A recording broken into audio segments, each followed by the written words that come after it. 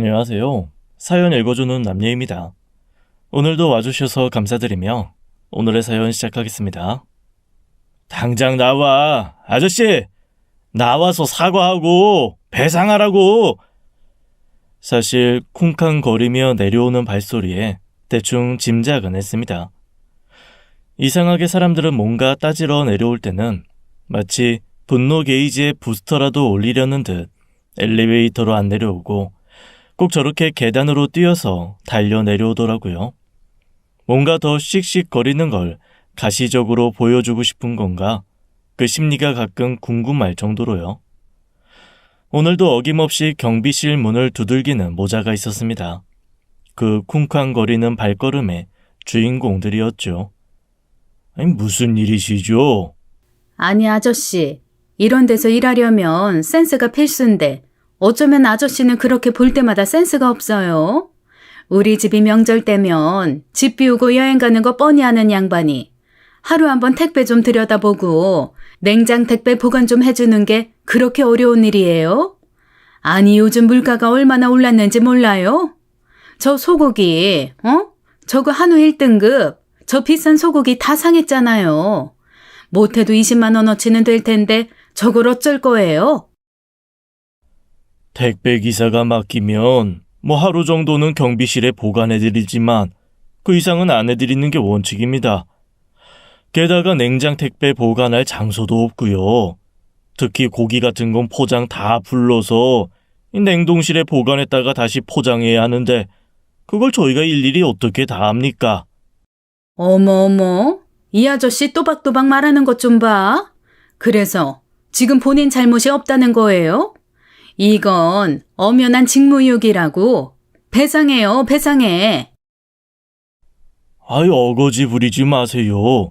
본인 택배 간수 못한 걸 왜 제가 배상을... 그 순간 갑자기 눈앞이 번쩍했습니다.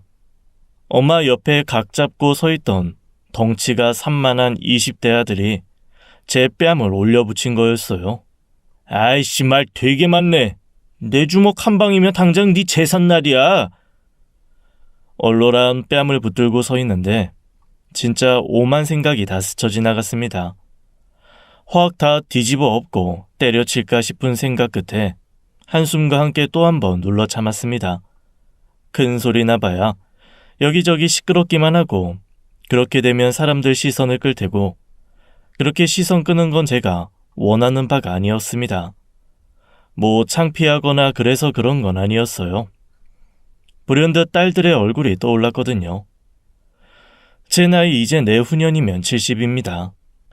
결혼을 늦게 해서 뒤늦게 낳은 딸 둘이 저한테는 세상 무엇보다 중한 보물이에요. 어렸을 때부터 넉넉하게 키우지는 못했어도 제가 할 수 있는 지원은 최대한 다해서 두 아이를 성심성의껏 키웠습니다. 원래 제가 하던 일은 지물포 운영이었어요. 세상이 아무리 많이 변하고 많은 일이 컴퓨터로 대체되어도 전기, 가스 공사, 장판이나 도배는 사람 손이 가지 않으면 안 되는 영역이거든요. 그 덕을 많이 봤죠.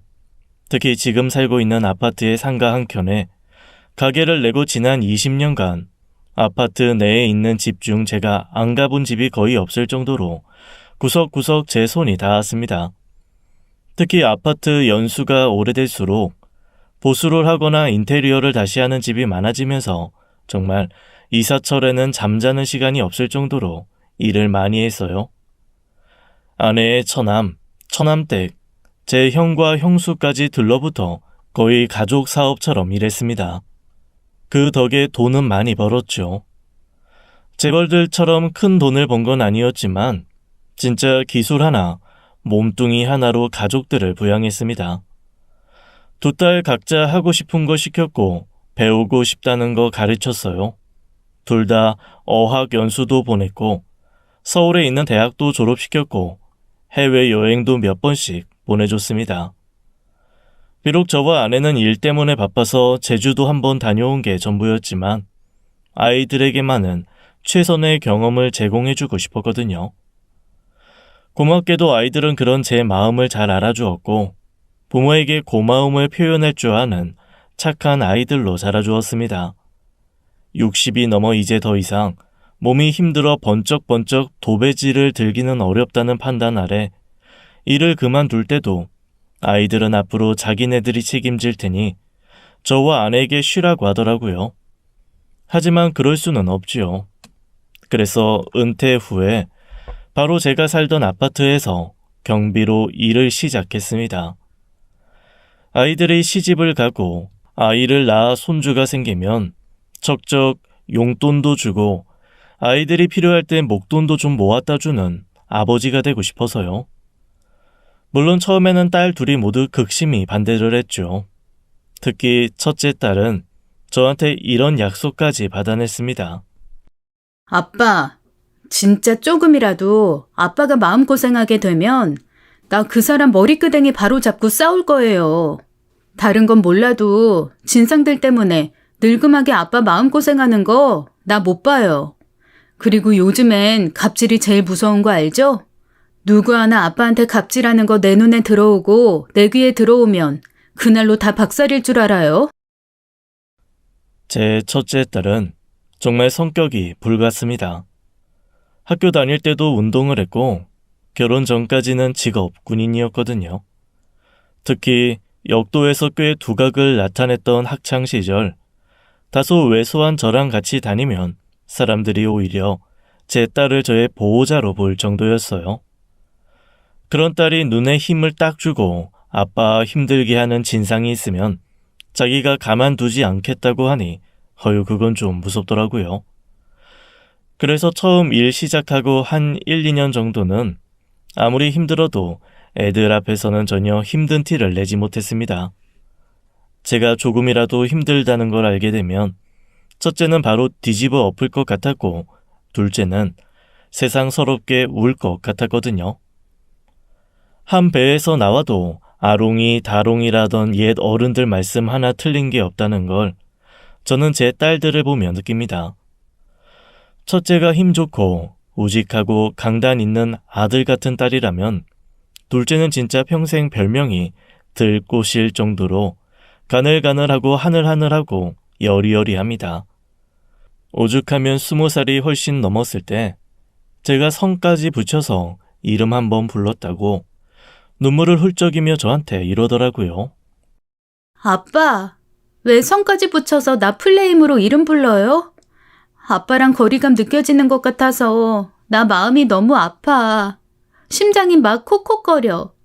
다시는 나 그렇게 성이랑 붙여서 이름 부르지 말아요. 아셨죠? 난 그냥 평생 아빠한테는 쪼꼬미 귀요미 둘째 엄지공주이고 싶단 말이야. 그 말을 하며 눈물을 뚝뚝 떨구는 여린 아이입니다. 그러니 딸만 둘인데도 저는 아들 하나 딸 하나 키우는 것처럼 이 장단의 궁떡, 저 장단의 덩기덕, 다채로운 삶을 살았죠. 서로 다른 만큼 저한테는 매일 새로운 경험을 선사했던 아이들이라 저는 동네에서도 집안에서도 직장에서도 유명한 딸바보 아빠였어요. 특히 한 아파트에서 30년을 넘게 살다 보니 오래된 주민들끼리는 가정사를 거의 속속들이 다 알고 지내잖아요. 다른 집 딸들이 자기 아빠한테 저 밥만큼만 자기네들한테 관심 좀 가져달라고 했을 정도로 저는 딸들이 제 인생의 전부거든요. 뒤늦게 은퇴 후 경비 일을 한 것도 사실 딸들에게 좀 더 보탬이 되면 되었지 제 노후로 딸들의 신세를 지고 싶지 않다는 생각 때문이었고요. 그래도 한 가지 마음의 부담이 좀 덜한 건 제가 지물포를 운영하며 한참 현금을 손에 쥐고 좀 굴리던 시절 두 아이가 다 결혼을 해주었다는 겁니다. 첫째는 좀 일찍 결혼을 했고 둘째는 제가 은퇴하기 1년 반 전에 결혼을 했습니다. 워낙 강하고 자기 주장이 센 첫째는 결혼도 그렇게 했어요. 자기가 딱 날짜까지 정하고 저희한테 통고하듯 이렇게 말했거든요. 아, 저 올해 11월 28일에 결혼해요. 남자친구랑 결혼 얘기 나온 지는 좀 됐는데 올해 넘기는 건 무의미하다는 결론이었고 내가 원하는 식장이 그날밖에 예약이 안 돼서 일단 예약했어요. 상견례는 다다음 주에 할 거고 예단 예물 다 생략. 집도 저희 둘이 알아서 하기로 했으니까 두 분 다 신경 안 쓰셔도 돼요. 솔직히 그때 저랑 아내는 별로 놀라지도 않았습니다. 딸애가 연애를 시작한다고 했을 때 오히려 좀 놀랐죠. 그때도 얼마나 웃겼는데요. 어느 날 딸이 밥을 먹다가 뜬금없이 이러더라고요. 아, 나 남자친구 사귀어요. 그런데 그냥 사귀다 헤어질 놈은 아니고 결혼하게 되면 이놈이랑 할 거라 정식으로 교제하기 전에 데려다 인사시킬 테니까 오늘 저녁 두 분 다 집에 계세요. 그렇게 무슨 전쟁 선전포고하듯 선언하고 진짜 그날 저녁에 남자친구, 즉 지금의 첫째 사위를 데리고 왔습니다. 헌데 첫 인상이 참 뭐랄까 비 맞아 처량한 강아지 같더라고요. 대체 여기는 어디인가? 나는 왜 여기에 끌려왔나? 이 부담스럽고 힘든 자리가 왜 지금 내 앞에 펼쳐진 건가 하는 표정이 역력했습니다. 밥도 먹는 둥 마는 둥 긴장해서 딱 얼어있는 게 눈에 보이길래 슬그머니 베란다로 데리고 나가 말을 걸었죠. 저기, 아니 내 딸이 좀 세지? 네, 아이고 오늘도 사실 뭐 벌써 집을 드냐고 했다가 등짝 한 대 맞고 더 맞기 전에 그냥 인사드리는 게 낫겠다 싶어서 왔어요. 그렇게 첫 만남부터 기가 푹 죽어서 첫째 딸에게 잡혀있던 그 친구가 결국 2년 만에 사위가 되었거든요. 제가 볼 때는 어딘지 모르게 가련한 구석이 보였지만 아내는 몹시 마음에 들어 하더라고요. 아유, 아주 딱이야. 저기 집 애가 불인데 최서방은 물이거든. 불 시키는 데는 물만한 게 없지. 아주 천생연분이야. 사람이 잔잔해. 수더분하고. 난 아주 딱 마음에 들어. 사실 첫째 사위는 늘 제 딸에게 귀죽어 있고 눈치를 좀 보는 것 외에는 참 번듯합니다. 직장도 누구나 들으면 알 법한 직장이고 손주들에게는 다정하지만 엄할 때는 엄한 아빠, 저와 제 아내에게는 믿음직한 사위거든요. 그래서 제 아내도 첫째 사위 얘기만 나오면 온 얼굴에 미소가 번지면서 뿌듯해합니다. 문제는 둘째 사위예요. 처음 집으로 데리고 왔을 때부터 저희 온 식구가 좀 당황할 정도로 특이한 녀석이었거든요. 좋게 보면 서글서글 낯가리 먹고 부침성이 좋은 거고 한끗 나쁘게 보면 빙충맞게 여기저기 기신거리며 질척거리는 그런 캐릭터입니다. 저는 전자로 받아들이려고 했는데 아내는 철저하게 후자로 둘째 사위를 보더라고요. 아내가 한두 번 만나보고 안 그래도 마음 여리고 약한 둘째 딸이 저런 놈 만나서 마음고생할 거라고 결혼을 반대했는데 아이고 결국 자식 이기는 부모는 없더라고요.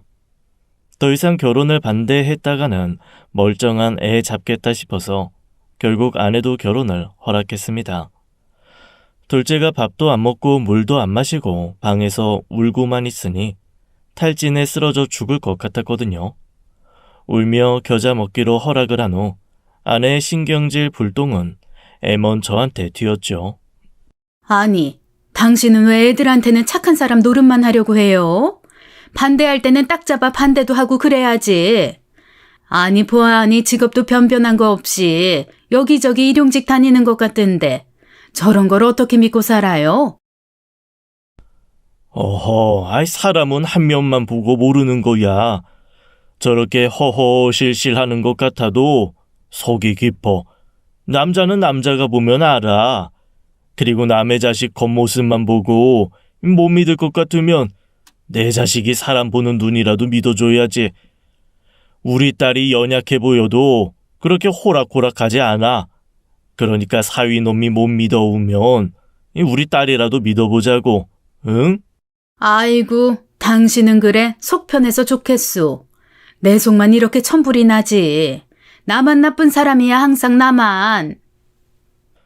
그렇게 아내가 확 화를 내며 앵돌아줘도 제가 마음 한구석에 자신할 수 있었던 이유는 사실 따로 있었습니다.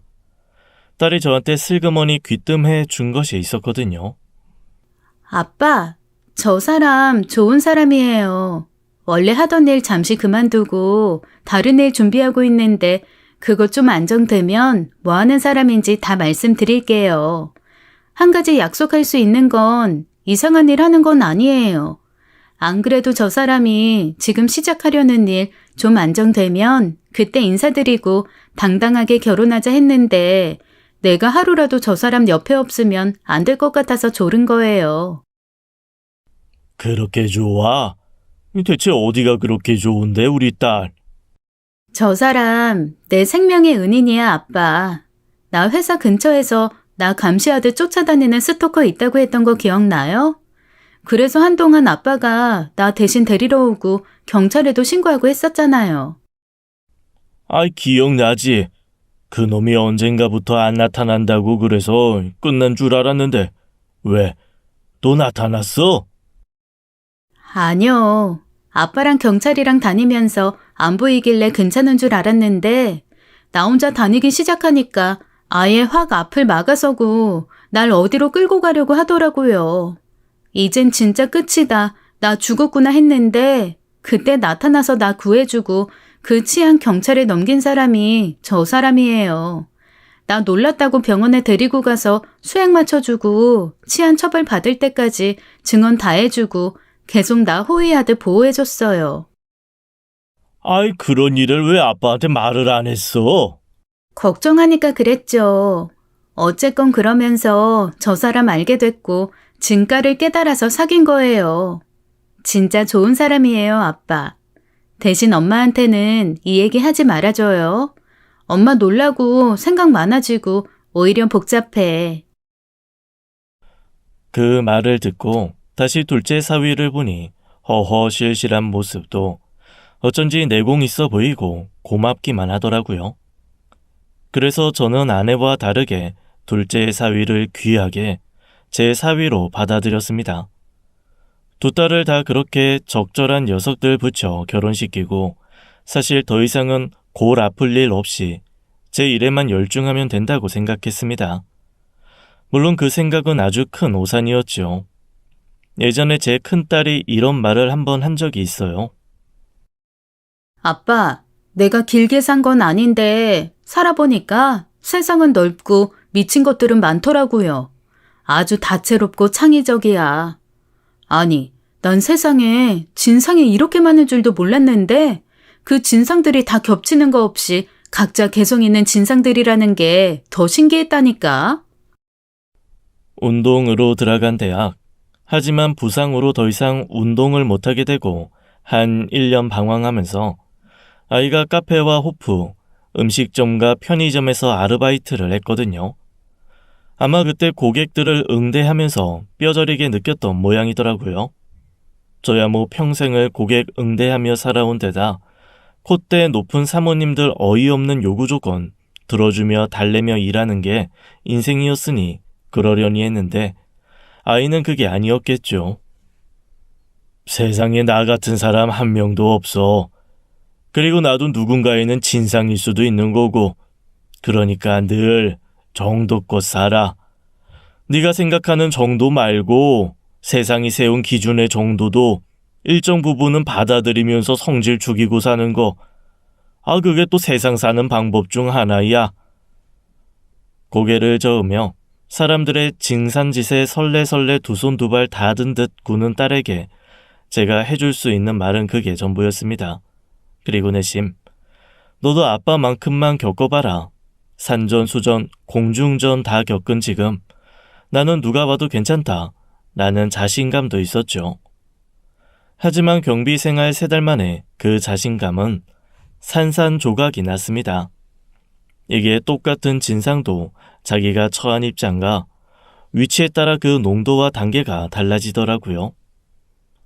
예를 들어 똑같은 아나무인 사모님이라도 지물포 사장인 저한테 갑질할 때는 그래도 살짝 꼬리를 마는 게 느껴지곤 했거든요. 왜냐? 저한테 난리 갑질을 해봐야 제가 A씨하고 엉망으로 시공하면 결국 불편한 건 본인이 되니까요. 이것저것 요구하면서 제대로 안 하면 돈 안 준다 협박해도 어쨌거나 제 손이 닿아서 완성이 되어야 자기도 그 집에서 편하게 살 테니 끝까지 악다구니 먹고 덤벼서 갑질하는 건 몇 안 되거든요. 그런데 이게 제가 경비 일을 하다 보니 그 한계가 사라지는 게 확연히 느껴졌습니다. 그 사람들로서는 저한테 아쉬운 게 없으니 일단 자기 기분 내키는 대로 쏟아내고 뒤흔드는 게 일상다반사였어요. 제일 많은 유형은 주차였습니다. 제가 살고 일하는 이 아파트는 준공한 지 올해로 35년째입니다. 당연히 지하 주차장은 없고 지상 주차장도 옛날 차 기준으로 선이 그려져 있어서 폭이 진짜 좁습니다. 요즘 나온 외제차나 SUV 차량은 진짜 종이장 하나 차이로 주차를 해야 할 정도예요. 가끔 진짜 문도 못 열게 주차를 한 후에 뒤트렁크 문 열고 나오는 SUV 차주들도 있었다니까요. 게다가 요즘 보통 한 집에 차 2대인 경우도 많잖아요. 아주 주차 전쟁입니다. 그런데 몇몇 주민들은 자기네들은 급하게 집으로 올라가야 하지 당장 주차할 데는 없지. 그러면 너무 당연하게 경비를 서고 있는 사람들에게 차 키를 던지듯 주며 주차를 대신 해달라고 합니다. 하지만 저희는 다 70이 가까워 온 데다 큰 차 외제차는 몰아본 경험이 없어서 자신이 없거든요. 엄밀히 말하면 발렛이나 대리주차는 저희 일도 아니고요. 하지만 이미 차 키를 던지는 사람들한테 그런 설명이 먹힐 리가 없습니다. 막무가내로 대신 차를 옮겨라, 주차해라 하는데 이게 참 곤욕스러웠습니다. 거절하면 욕먹고 하다가 긁기라도 하면 고스란히 물어내야 하는 일이니까요. 그나마 얼마 전 다른 아파트에서 일하던 경비 하나가 엑셀과 브레이크를 헷갈려 차 7대를 와장창 박아 큰 사고를 낸 게 신문에 나면서 주민 갑질로 한번 언론을 탄 이후로는 주차 요구는 많이 줄었습니다. 대신 다른 문제가 더 생기기는 했죠.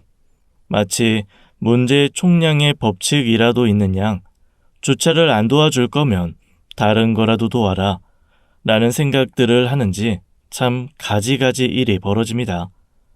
분리수거를 할 쓰레기를 그냥 경비실 앞에 냅다 놓고 가는 경우는 너무 많아서 말하기도 애매합니다. 더 기막힌 건 급하게 경비를 집으로 불러 올려서 뭔 일이 있나 싶어 올라가면 쓱 쓰레기 봉투를 내미는 사람도 있다는 거예요. 아유, 너무 덥고 힘들어서 나가기가 어려워서요. 애도 너무 울고. 이것 좀 대신 갖다 버려주세요. 그것뿐인가요? 한 번은 경비실에 있는 비상전화가 미친 듯 울려받았더니 동네 주민이 이렇게 말하더라고요. 제가 우리 집 강아지 밥을 안 주고 나왔는데 아무래도 너무 늦게 들어갈 것 같아서요. 비밀번호 1987 별 18인데 들어가서 밥 좀 주고 똥 좀 치워주실래요? 너무 어이가 없어서 거절했더니 주민 편의를 위해 존재하는 인간들이 서비스 마인드가 없다고 아주 대차게 욕을 하고 종합관리실에 민원까지 넣었더라고요. 어지간하면 저희한테 그냥 대충 들어주라고 하는 관리실에서도 그 개똥 치우고 밥 좀 주라는 주민의 말은 너무 어이가 없었는지 그런 건 경비 일이 아니라고 딱 잘라 말을 했던 모양입니다. 글쎄, 그 주민이 개똥을 한 바가지 모아가지고 와서 경비실 창문에 뿌렸다니까요. 서비스 마인드 없는 것들, 이 똥이나 퍼먹어라. 에이, 퇴. 그딴 마인드로 일을 하니까, 응? 여기서 경비나 하고 있지. 결국 고래고래 소리 지르며 패악을 부리던 그 주민은 경찰이 와서 데려갔고 그 자식들이 와서 이사를 시키면서 무마되었습니다. 그 엄마의 그 자식이라고 세상에 엄마가 난리쳐서 더 이상 동네에 얼굴 들고 살 수 없어 이사를 하는 건데 저희를 원망하며 역시나 저주를 퍼붓고 가더라고요. 살 만큼 사신 양반들이 그런 식으로 인생 마무리하는 거 끝 안 좋아요. 서로 좀 돌보면서 좋게 살아야지. 심보를 그따위로 쓰고 어디 말년이 좋은지 두고 봅시다. 진짜 얼마나 어이가 없던지 그날 오죽하면 경비들이 모여 다 같이 회식 비슷한 거라면서 술을 다 마셨다니까요. 정말 진상인 사람들을 다 말하려면 3일 밤낮을 해도 모자랄 만큼 많은 사람들이 있습니다. 하지만 그 모든 진상들보다 저를 더 눈치 보게 하고 조심스럽게 만드는 사람은 따로 있어요. 바로 제 큰 사위의 부모님, 즉 사돈 부부입니다. 우리 큰 사위랑 큰 딸이 고등학교 동창이거든요. 제 딸은 앞에서도 말한 것처럼 역도를 했습니다. 딸이 다니던 남녀공학이 운동으로 좀 특화된 곳이었는데 사위는 그 운동 많이 하는 애들 사이에서 유일하게 공부만 하던 특이한 녀석이었대요. 그 둘이 만난 사연도 참 어이가 없습니다. 고등학교 2학년 때인가? 여느 때처럼 제 딸이 앞장서서 팀을 이끌며 피구를 하고 있었고 제 사위는 운동장 한 구석에 앉아 책을 보고 있었대요. 그러다가 어디에선가 날아오는 농구공의 사위가 맞아 글쎄 기절을 했다네요. 그걸 운동장에서 운동하던 100명이 넘는 사람들 중 유일하게 제 딸이 발견을 한 겁니다. 그 농구공이 사위를 때리고 또르르 굴러가는 바람에 정작 공 날린 녀석은 사위가 그냥 누워 자는 줄 알았다 하더라고요. 제 딸이 버럭 소리를 지르며 사위를 들쳐 업고 양호실로 뛰고 양호실에서는 내진탕이 왔을 수 있으니 병원으로 가야 한다고 119에 전화를 했는데 성질 급한 딸이 그대로 병원으로 다시 뛰었대요. 결과적으로는 119보다 빠르게 응급실로 옮겼고 덕분에 사위는 무사히 깨어난 거죠. 뒤늦게 쫓아온 사위의 부모님들이 그날부터 제 딸을 아들 살린 생명의 은인으로 알고 우쭈쭈 예뻐해 주셨다 하더라고요. 그래서 사실 결혼도 그쪽 집에서 빨리 날 잡아라. 남녀 사이에 그냥 친구가 어딨냐. 이렇게 오래 서로 잘 알았으면 어서 사귀고 날 잡고 한 집에서 살아라. 이렇게 밀어붙인 거래요. 저와 제 아내는 그 모든 얘기를 상견례 날 들었습니다. 게다가 사위 부모님이 조석으로 눈인사하던 동네 사람이라는 것도 그때 알고 얼마나 놀랐는지 몰라요. 짜잔! 놀라셨죠? 저희가 상견례장에서 깜짝 놀라게 하려고 말하지 말라고 했어요. 혹시 한 아파트 단지에 사는 거 불편하거나 그러신 건 아니죠? 아유, 그럴 리가요. 저희 딸이 워낙 선머스마 같아서 저희는 사실 그게 제일 마음에 걸렸는데 무슨 요즘은 여자들이 세상을 휘어잡는 시대예요. 전 우리 아들 부엌일 안 시키고 귀하게 남자는 어쩌고 이렇게 안 키웠어요. 그리고 남자는 하늘, 여자는 땅이라고 하잖아요. 하늘에 간맥이던가요? 천정부지 오르는 건 그저 땅이죠. 그게 여자라고 생각합니다. 그래서 전 매사 씩씩하고 강다니는 우리 며느리 완전 환영이에요. 자기 남편 패지만 않으면 되죠 뭐. 안 그래요 여보? 허허, 아내 말 맞습니다. 맞지만 않으면 되죠 뭐. 저도 이 사람 말이라면 자다가도 벌떡 일어나는 세월이 40년인데 차라리 그게 편하다 싶습니다. 우리 아들이 기센 엄마 아래서 자라서 아마 며느리가 뭐래도 내공 있게 적당히 다 받아줄 겁니다. 하하하. 사돈 부부는 그렇게 허허 웃었지만 사실 저는 속으로 좀 걱정이 되었습니다. 당시만 해도 지물포를 한참 하고 있을 때였는데 그 사돈네 집도 제가 도배 장판 화장실 타일 공사를 싹 했거든요. 그때 느낀 것은 안사돈이 사람이 악한 구석은 없는데 진짜 동네 나팔이라는 거였어요.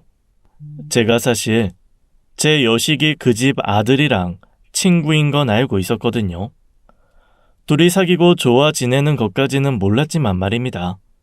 아무래도 딸 친구네 부모님이다 보니 제가 조금 더 신경을 쓰게 되잖아요. 그래서 다른 집은 그냥 시멘트로 쓱 발라버리는 둥근 수채 구멍 주변을 일부러 타일을 조각내서 예쁘게 장식처럼 붙여줬거든요. 그렇다고 그걸 제가 티를 낸 건 아니었습니다. 어차피 제 마음 편하고 좋자고 제 호의로 한 거고 의뢰한 집에서 요구한 것도 아니었으니까요. 그런데 안 싸돈 눈썰미가 보통은 넘더라고요. 딱 화장실 공사한 거 둘러보더니 세면대 아래 수채구멍, 그 주변에 해바라기 꽃처럼 둥글게 장식한 타일 조각에 시선을 멈추는 겁니다. 어머머, 우리 사장님 센스 어쩔 거야, 진짜. 아이스 커피 브랜드 있는 걸로 딱 챙겨드렸더니 우리 사장님 커피값 하셨구나? 세상에, 너무 완성도 있고 좋다. 감사해요, 사장님. 커피 산 보람이 있네. 그때 사실 뭔가 쎄하긴 했는데 설마 이게 다른 후폭풍을 몰고 올까 했거든요. 하지만 사업하는 사람의 쎄한 기분은 무시할 게 안 되더라고요. 그 다음날 저는 기존에 공사했던 집들 중 상당수 고객에게 서운하다는 전화를 빗발치게 받았습니다. 사장님, 서운해요. 아니, 커피가 드시고 싶으셨음 그렇다고 하시지. 그걸 그냥 말씀 않고 물만 드시고 저희는 타일 대신 시멘트 바르신 거예요? 아니, 왜 차별해요? 커피 한 잔 그거 얼마나 한다고. 지금이라도 커피 사드릴 테니까 와서 공사 다시 해줘요. 놀랄 정도로 입이 가볍고 소문을 빠르게 내는 사람이더라고요. 그래서 그 다음부터는 울며 겨자 먹기로 별로 좋아하지도 않는 커피 마시며 수채구멍 주변에 타일 오려 붙이는 걸 다 해줬다니까요. 기존에 공사했던 사람들 중에도 강력하게 요청하는 사람들은 가서 해주었죠.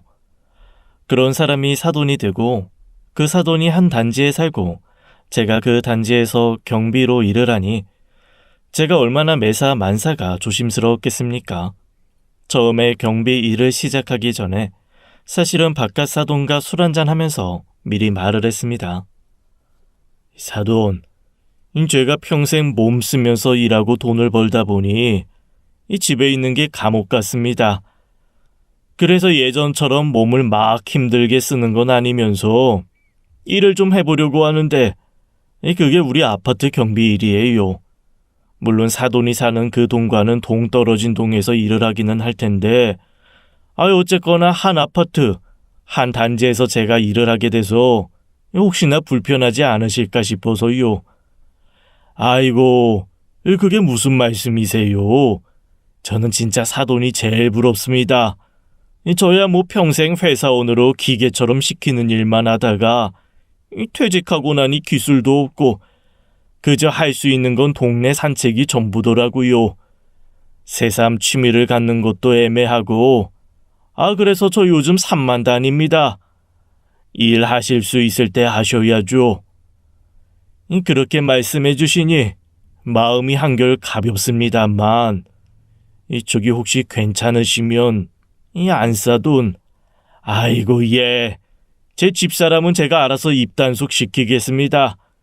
그 사람이 워낙 활발하고 설레발이 심한 사람이라 한번 입 열면 소문이 백리바까지 나긴 하는데 또 입 다물면 바위처럼 무겁습니다. 사돈 일하시는데 방해 안 되게 제가 조용히 시킬게요. 걱정 마십시오. 아유, 무슨 말씀을요. 제가 그런 게 무서운 게 아니라 그래도 오랫동안 이 단지 사시면서 이웃들이랑 다 교류가 깊으신데 혹시 사돈이 경비로 일한다고 하면 민망하실까 봐 그러죠. 아이고, 그거야말로 쓸데없는 걱정이십니다. 우리나라 사람들이 아직도 희한하게 직업에 귀천의식들이 있어요. 이거 완전히 후진국 마인드라고 생각합니다, 저희 부부 절대 의식하지 마시고 사돈은 사돈 인생 사시면 됩니다. 가끔 제가 경비실 놀러 가면 내치지나 마세요. 하하. 바깥 사돈은 고맙게도 제 마음이 편하게 말을 해주더라고요. 안사돈도 바깥 사돈에게 단단히 얘기를 들었는지 일절 이웃에게 말하는 것도 없고 어쩌다 단지 안에서 마주쳐도 반갑게 인사만 할 뿐 별다른 말 없이 지나가곤 했습니다. 한 가지 다행이라면 다행인 것이 오래된 아파트라 단지가 꽤 넓은 데다 제가 일하고 있는 동과 사돈이 사는 동이 거의 끝과 끝이라 거의 만날 일이 없다는 거죠. 그래도 소문이라는 건 퍼지는 속도가 화선지에 먹 번지는 것보다 빠르니 저로서는 매사가 조심스러웠어요. 특히 입주민들 갑질이 더 그랬어요. 솔직히 성질대로만 했으면 들이박아도 몇 번은 들이박았겠지만 그런데 그때마다 딸들 얼굴이 어른거리고 그 어른거리는 뒤에 병풍처럼 사돈들 얼굴이 보였습니다. 오히려 백사돈 곽씨 아저씨 진짜 성질 더럽다고 이웃들이 욕을 하면 그걸 듣는 사돈들이 얼마나 마음이 불편할까 싶었거든요. 그리고 혹 사돈통에서 아이들 귀에 들어갔을 때 몰아칠 후폭풍도 걱정이 되었습니다. 둘째는 모르겠는데 첫째는 바로 저한테 대거리하고 갑질한 집 찾아가서 문 두드릴 성격이니까요. 그렇다고 제가 혼자만 끙끙 앓고 있었던 건 아닙니다. 어쩌다 보니 둘째의 사위한테는 가끔 한탄처럼 진상 입주민들 얘기를 저도 모르게 편하게 하게 되더라고요. 아마 둘째 사위가 다른 자식들처럼 펄펄 뛰거나 눈물바람하거나 그러지 않고 반응이 허허실실해서 편했던 것 같습니다. 아버님, 속상하셨겠네요. 뭐 그런 사람들이 다 있죠. 자네는 참 사람이 속이 좋은 건지 아니면 감정이 무딘 건지. 하긴 그래서 내가 이런 속 얘기를 그래도 할 사람이 있는 거겠지. 아버님, 저는 화 잘 안 내요. 그거 내봐야 나만 손해줘 뭐. 그리고 저 화나면 큰일 나요. 뭐가 큰일이 나. 뭐 화나면 앞뒤 안 보고 그래? 그럼요. 아주 장난 없죠. 저 얼마나 무서운데요. 다들 꼼짝 못해요. 아이고 퍽이나. 어딜 가서 사기나 당하고 오지를 말어. 난 자네가 너무 허허실실해서 사람이 착하고 순한 것도 정도가 있는데 싶을 때가 많아. 그래도 야무지게 화를 낼 때는 또 화낼 줄도 알아야 하는데 말이야. 저도 화낼 때는 낸다니까요. 다들 오줌 지려요. 웃으면서 뭉치는 둘째 사이 말이 영 미덥지는 않았지만 그래도 그런 성격이라 제가 좀 말이라도 할 수 있었습니다. 안 그랬으면 아마 속에서 천불이 터져서 제 명에 못 살았을 거예요. 둘째 사위가 속 없는 것 같아도 은근히 입도 무겁고 우직한 면도 없잖아 있어서 제가 말하는 걸 자기 아내인 제 둘째 딸한테도 일절 말을 않더라고요. 대나무 숲으로는 아주 훌륭한 대상이었죠. 그렇게 사사로운 스트레스는 둘째 사위한테 털어놓고 큰 진상은 퇴근 후 집에 돌아가기 전에 집 앞 편의점에서 맥주 한잔 하는 걸로 털어내곤 했습니다. 정말 진상의 최고봉인 소고기 택배 모자가 나타나기 전까지는 그걸로 얼추 버틸 수 있었어요. 아무리 진상 개진상이어도 제 몸에 소문을 대지는 않았으니까요. 그래서 그 어린 놈이 제 뺨에 손을 댔을 때 진짜 필름 돌아가듯 많은 생각이 제 머릿속을 휘감았습니다. 보아하니 그 어린 놈도 자기 엄마 앞에서 뭔가 어깨에 힘을 주고 싶어 무리한 건지 살짝 당황하는 것 같기도 하더라고요. 반은 성질머리이고 반은 허세가 섞여 위협하듯 손을 휘둘렀는데 제가 거기에 아주 전통으로 맞고 휘청인 거죠. 일을 제대로 안 하니까 자식 벌 되는 사람들한테 맞고 다닌 거야. 반성하고 앞으로 잘 좀 합시다.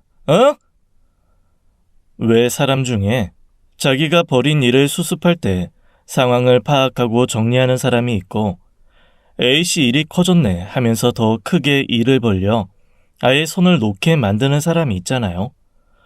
그 젊은 입주민은 후자인 듯 했습니다.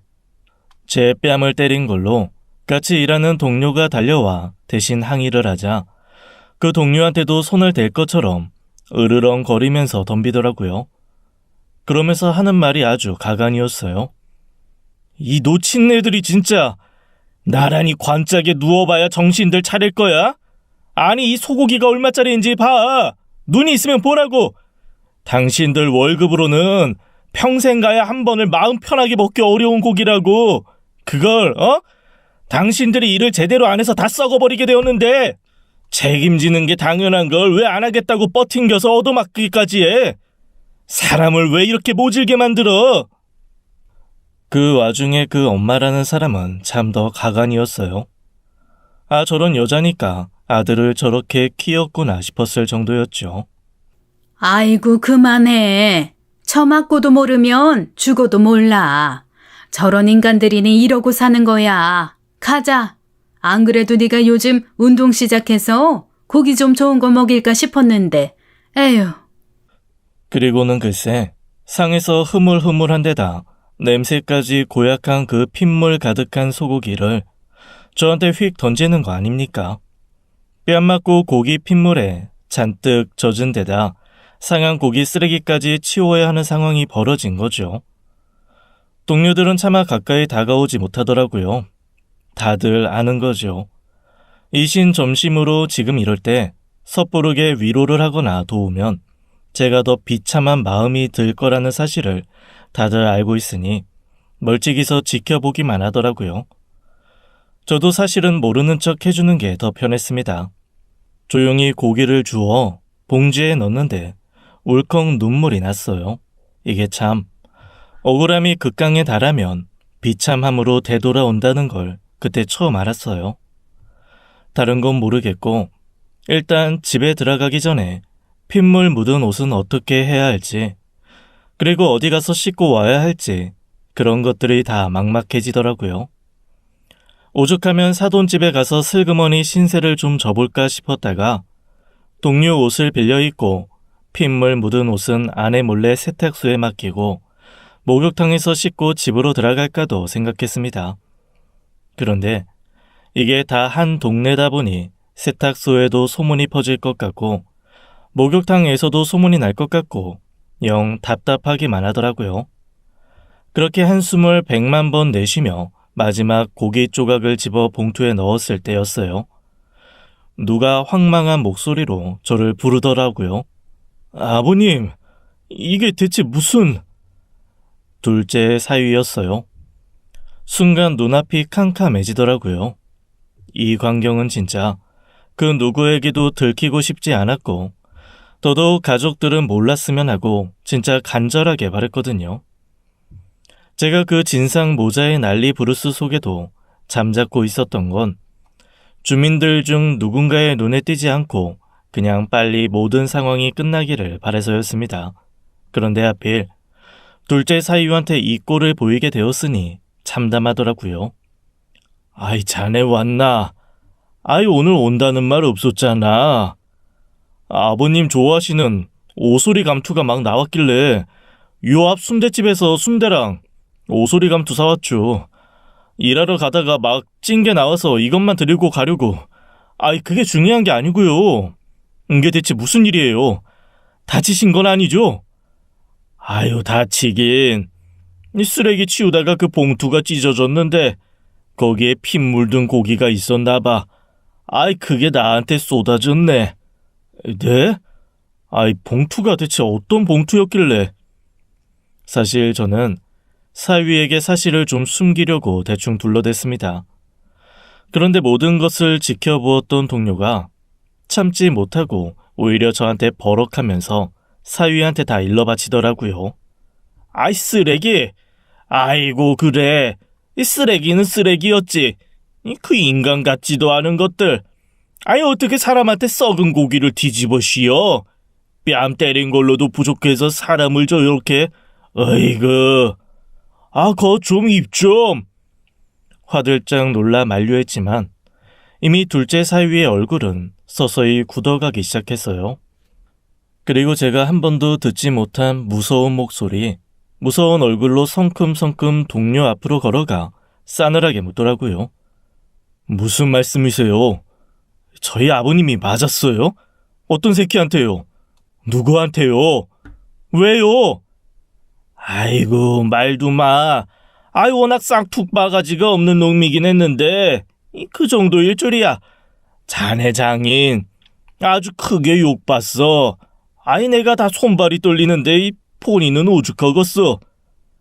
그러면서 동료는 제가 말리는 건 아랑곳 않고 자기가 더 화가 나서 자초지정을 낱낱이 사위에게 고해 바쳤습니다.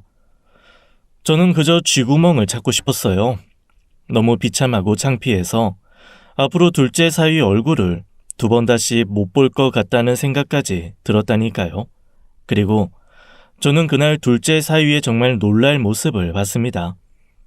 얘기를 다 듣고는 세상에 길길이 열불을 내며 펄펄 뛰는데 마치 사자 갈기에 불이 붙은 것처럼 그 기세가 아주 무시무시하더라고요. 평소 보던 모습과 너무 달라서 이 사람이 내 사위가 맞나 싶을 정도였습니다. 몇 호에 사는 사람인데요. 제가 좀 봐야겠습니다. 아이, 봐서 뭐하게. 그냥 넘어가. 응? 넘어가긴 뭘 넘어가요. 사람이 사람을 때릴 수 있는 건 딱 한 곳밖에 없어요. 거기 외에는 사람은 때리면 안 되는 거죠. 아이, 사람을 때릴 수 있는 데가 있어. 그건 또 무슨 소리야. 권투나 격투기 하는 링 위에서 합법적으로 겨루는 거요. 그거 외에 장소에서 사람 때리는 건 다 안 되는 거예요. 그놈, 제가 가만 안 둡니다. 반드시 아버님 앞에 무릎 꿇릴 거예요. 아이, 몇 호냐니까요. 저는 눈빛으로 동료한테 절대 말해주지 말라고 얘기했습니다. 그런데 그때 하필 그 입주민이 거만하게 차키 휘휘 휘두르며 나오고 있더라고요. 제 동료가 사위한테 턱짓으로 저 사람이란 걸 알려주었고 그 사인을 알아챈 사위는 만류하는 제 손을 뿌리치고 입주민 앞으로 튀어나갔습니다. 진짜 일촉즉발의 상황이었죠. 어이, 거기! 저는 둘째 사위 목소리가 그렇게 크고 우렁찬지 처음 알았습니다. 정말 아파트 단지가 쩌렁쩌렁 울리는 게 큰 목소리의 그 입주민이 화들짝 놀라며 돌아보더라고요. 속으로 사실 아유, 난리 났다. 이제 어쩌나 싶었던 그때였어요. 어? 아이, 사번님! 너이고, 너였어? 그 건방지고 싸가지 바갈탱이 재수 똥덩어리 입주민이? 네? 아이, 그게 무슨 말씀이신지. 너 이 자식, 오늘 수련은 정신 수련이야. 어른 공경 안 된 개 베이비한테 힘쓰는 거 가르쳐봐야 범죄자 양성밖에 더 돼? 너 이리 와. 오늘 아주 처음부터 조진다 너. 놀랄 일이 벌어지기 시작했어요. 제 앞에서 팔 근육 자랑하며 기세 등등 힘쓰고 손 휘둘러대던 그 젊은 입주민이 둘째 사위 앞에서는 마치 유치원생처럼 잔뜩 기죽어 할 말도 제대로 못하고 머뭇거리더라고요. 게다가 둘째 사위가 버럭하며 뒤통수를 휘갈겼는데도 반항은커녕 찍소리 하나 못하는 게 아니겠습니까? 저는 너무 놀라 멍하게 그 광경을 바라보고 있었습니다. 그러자 둘째 사위가 그 입주민을 바로 무릎 꿇게 해서 제 앞으로 질질 끌고 오더라고요. 너 우리 아버지한테 사과해. 네? 아이, 사번님 아버지요? 이제 알겠냐? 네가 왜 오늘 나한테 가차없이 쳐맞아야 하는지. 일단 각오하고 제대로 된 사과는 네놈 정신교육 끝나고 그때 하는 걸로 하되 지금은 일단 빌어. 아이, 제가 잘못했습니다. 더 크게 목소리 그따위로밖에 못 내? 아주 성대를 뽑아줘? 어? 에이, 제가 잘못했습니다. 저도 제 동료도 이게 대체 뭔 상황인가 싶어 얼떨떨 하더라고요. 둘째 사위는 그 입주민의 귀를 쭉 당겨 일으키더니 저한테 90도로 인사를 꾸벅하고 이렇게 말했습니다. 아버님, 일단 저랑 같이 가시죠. 어차피 옷도 빠셔야 하고 몸도 씻으셔야 하는데 이 집은 좀 불편하시잖아요. 저랑 같이 가셔서 옷이랑 몸도 재정비 좀 하시고 사과도 제대로 받으셔야죠. 그 말에 동료는 자기가 남은 건 알아서 처리할 테니 어서 따라가라고 제 등을 떠밀더라고요. 그렇게 얼떨떨한 상태로 사위를 따라간 곳에서 저는 진짜 놀랄만한 경험을 했습니다. 제가 일하고 사는 아파트 건너편에 신축 아파트 단지가 아주 거대하게 들어섰거든요. 그 아파트에 딸려있는 상가 건물 지하로 들어가더라고요. 한 100평 정도 되는 공간의 체육관이었어요. 그런데 체육관 들어가는 입구에 세상에 제 사위의 이름이 있는 메달이며 트로피가 즐비하게 장식이 되어 있고 사위가 시상대에서 금메달을 걸고 찍은 사진들도 열 몇 장이 액자로 만들어져 걸려있는 게 아니겠어요? 동양 챔피언? 아이 자네가... 죄송해요. 제가 연애 시작할 때가 하필 격투기 선수 은퇴할 때랑 맞물려서요. 전직 격투기 선수예요. 하고 인사하기가 애매하고 그렇다고 어른들한테 격투기를 설명하기도 애매해서 말씀을 못 드렸어요.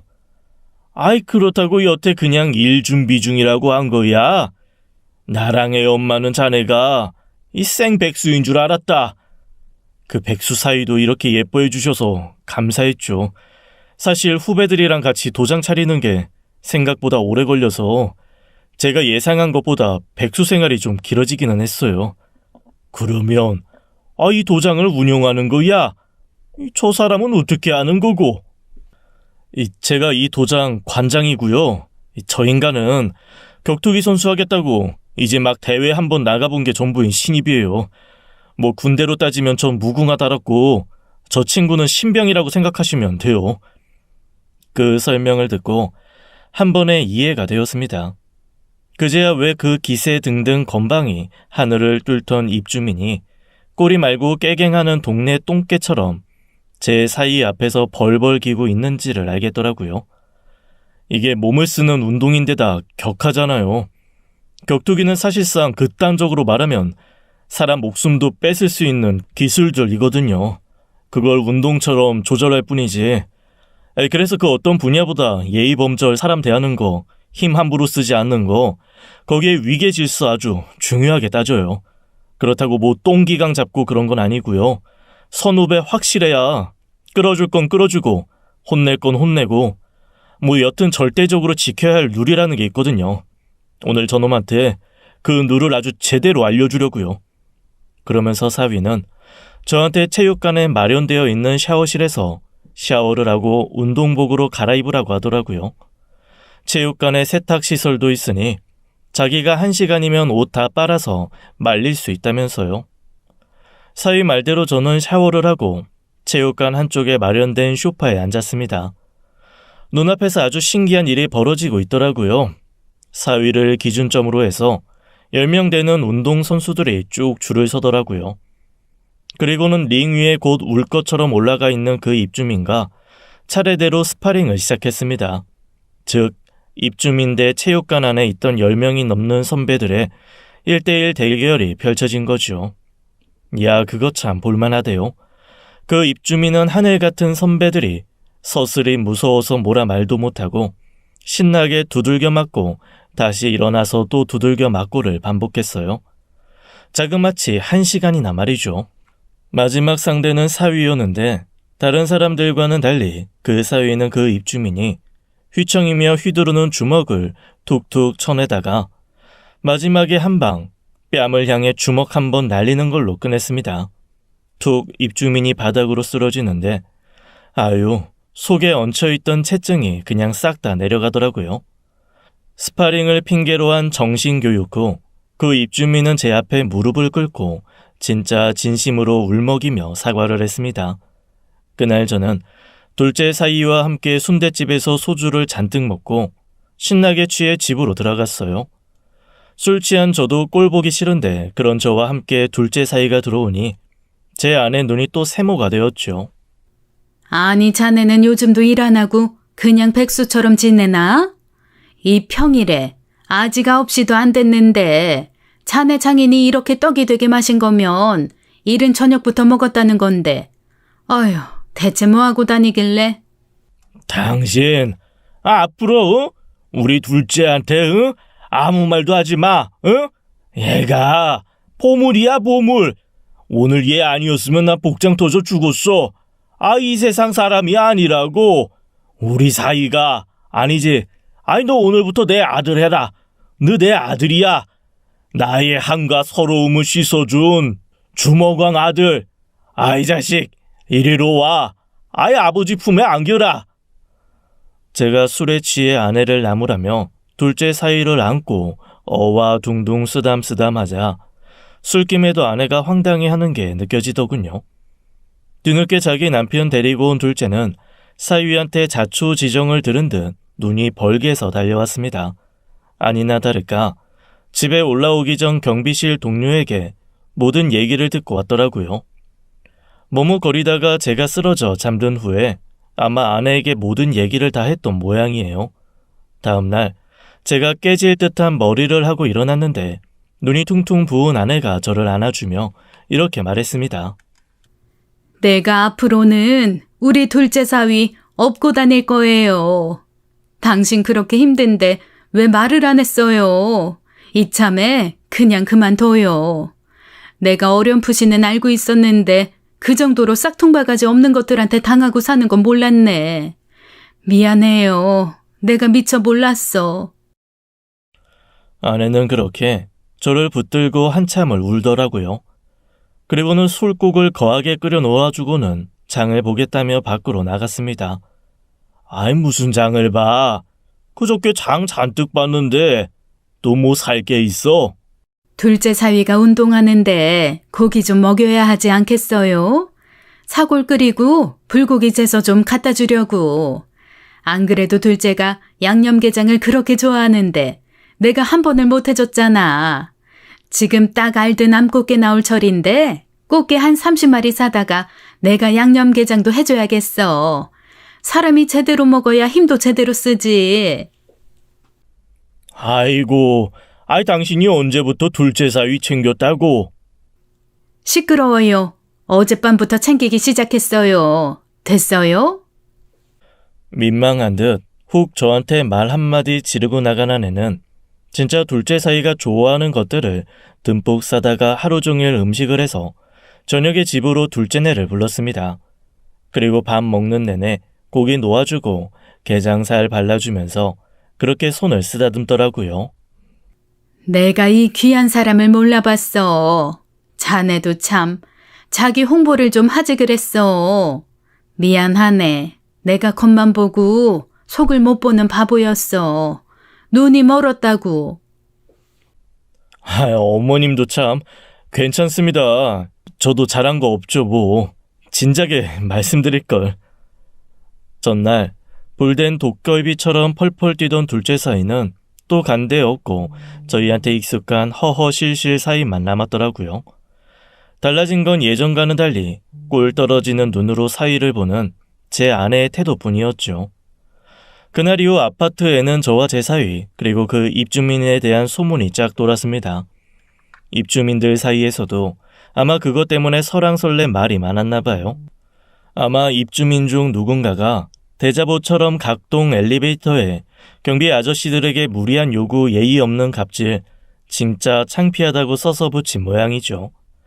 그동안 갑질했던 사람들은 이 사건을 계기로 좀 깨갱하며 기가 죽었고 고맙게도 많은 사람들이 알게 모르게 신세진 것 감사한 줄 모르고 살았다고 일부러 말도 걸고 사과도 하더라고요. 같은 단지에 사는 사돈들도 뒤늦게 사건을 알고 황망해하며 어떻게 그런 놈이 있냐고 펄펄 뛰면서 저를 위로했고요. 뭐 의도한 것은 아니지만 그 모자는 사람들의 시선을 견디지 못한 건지 아니면 뭔가 다른 사정이 있는 것인지 집을 시세보다 싸게 내놓고 이사를 갔습니다. 둘째 사이 말에 의하면 도장은 1년을 끊어놔서 다니기는 한다는데 잔뜩 기가 죽어서 고개 푹 숙이고 훈련만 한다고 하더라고요. 이 바닥도 좁다면 좁은 바닥이라 인성 쓰레기라고 소문나면 사실 시합도 잘 안 잡히거든요. 그러니 자중하면서 반성하는 모습 계속 보여주는 것밖에 답이 없죠. 인가응 뭐 업보예요 아버님. 그리고 저는 꼭 그 사건 때문은 아니었지만 아내와 아이들의 만류로 아파트 경비를 그만두었어요. 첫째 딸이 뒤늦게 모든 사실을 알고 경비를 그만두지 않으면 저한테 고기 던진 그 입주자를 한강에 거꾸로 매달겠다고 펄펄 뛰어서 그러겠노라 그만두겠노나 했죠. 진짜 한다면 하는 아이니까요. 하지만 경비를 그만두고 노는 건 아닙니다. 제가 스카웃을 당했다는 거 아니에요. 바로 제 둘째 사위가 체육관 관리인으로 저를 채용했어요. 저희야 그런 쪽에 문외한이라 몰랐는데 둘째 사위가 전성기 때는 꽤 유명한 선수였더라고요. 게다가 후배들에게 평판도 좋아서 체육관에 선수들이 운동하려고 몰리고 선수들이 몰리니 선수를 꿈꾸는 사람들이 덩달아 몰려서 복적거리기 시작했거든요. 아무래도 사위가 관리하면서 운동 지도까지 하기는 어렵고 샤워실 청소 몇 빨래까지 하나하나 신경 쓰기 힘드니 저한테 도움을 요청했습니다. 제가 또 지물포하면서 인테리어나 보수 쪽은 전문이고 경비 일하면서 쓰레기 분리수거에 공간 관리도 기막히게 익히지 않았습니까? 잘 할 수 있는 일인데다 사위 부탁이니 하겠노라 했죠. 급여도 경비 일할 때보다 많고 마음도 편해서 아주 요즘 살맛이 납니다. 물론 사위가 돈을 잘 버니 둘째 딸도 행복해하고요. 요즘 같으면 사는 게 즐거워서 잠자는 시간이 아까울 정도라니까요. 지금까지 사연 읽어주는 남녀였습니다. 끝까지 함께 해주신 여러분 감사드리며 저희는 다음 사연으로 돌아올게요. 감사합니다.